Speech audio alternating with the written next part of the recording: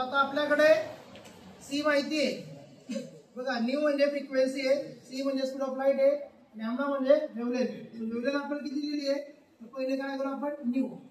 Frequency दिली तुम्हाला, frequency दिली का नाही दिली पण काढता येईल ना. सो स्पीड ऑफ लाईट किती आहे 3 × 10⁸.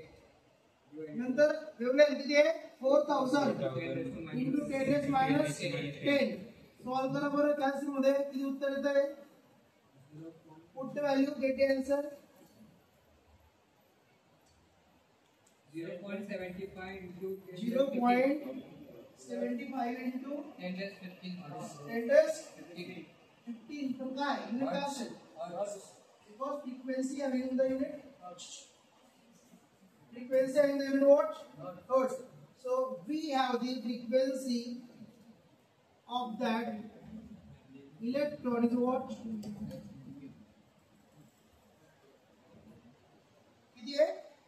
Mu is what? 0.75. 0.75 into 10⁻15 hertz. इथपर्यंत क्लियर झालेलं आहे. आता पुढे काय करायचं आपल्याला कंपॅरिझन करायचं आहे इलेक्ट्रॉन निघेल की नाही. पण फॉर्म्युला काय आपल्याकडे कुठला फॉर्म्युला लिहिला आपण W0 is equal to h nu 0 बरोबर ना. W0 is equal to h nu 0. So W0 काय वर्क फंक्शन, h काय प्लॅंक्स कॉन्स्टंट आणि nu 0 काय थ्रेशोल्ड फ्रिक्वेन्सी. आता ही फ्रिक्वेन्सी आहे की ज्याच्याने इलेक्ट्रॉन बाहेर निघेल की नाही.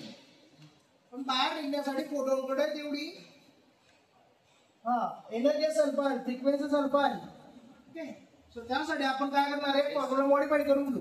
मग ची व्हॅल्यू आहे आपल्याकडे W0 आपण कन्वर्ट केलेला आहे आणि nu 0 फाइंड करू शकतो. मग फॉर्म्युला कसं लिहिणार आहे nu 0 is equal to what W0 upon h असं लिहिलं जाईल ना.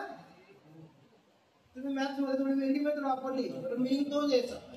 ओके सो मग W0 ची व्हॅल्यू किती आहे 8 इंटू किती काढली आहे 10⁻19 आणि h ची व्हॅल्यू किती आहे 6.6 इंटू 10 किती आहे -34. ब्रॅकेट मध्ये व्हॅल्यू टाकायची, न्यूमरेटरला वेगळा ब्रॅकेट द्यायचा, डिनोमिनेटरला वेगळा ब्रॅकेट द्यायचा आणि या ठिकाणी जे काही उत्तर असेल ते nu 0 निघेल. So what is your value किती h2 is 6.625. 6.65 ठीक आहे ना. आपण त्याला 6 पण घेऊ शकतो, मायनस इकडे तिकडे होऊ शकते, मायनर मध्ये इकडे तिकडे होईल. आता ठीक आहे ॲक्युरेट दिलेली तर आपण ती व्हॅल्यू घेऊ 6.625 into 10⁻34. ओके ब्रॅकेट कंप्लीट करून घेऊ आपण.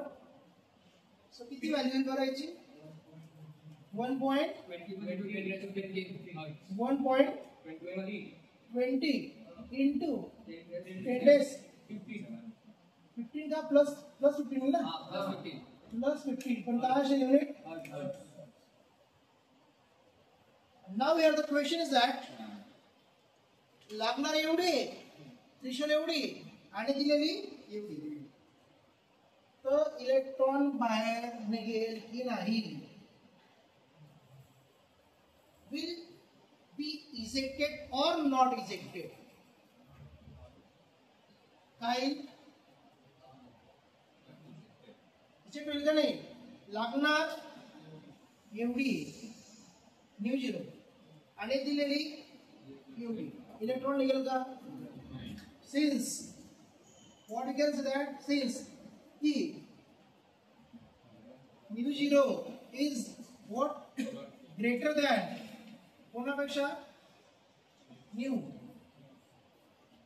लागणार एवढा आहे एवढा दिलेला आहे. इलेक्ट्रॉन विल नॉट काय इजेक्टेड. अशा प्रोसेस मध्ये इलेक्ट्रॉन इजेक्ट होणार. समजलंय. एक्झाम्पल इकडे दाखवून जाईल. समजलंय का एक्झाम्पल काय प्रॉब्लेम ऑलरेडी सॉल्व केलेलं आहे. प्रॅक्टिस करणार आहे तर मार्क भेटू शकतात तुम्हाला. बोर्डाला असू शकतात कुठे प्रॅक्टिकलला असेल तिथं गिव्हन डेटा असेल तर. ओके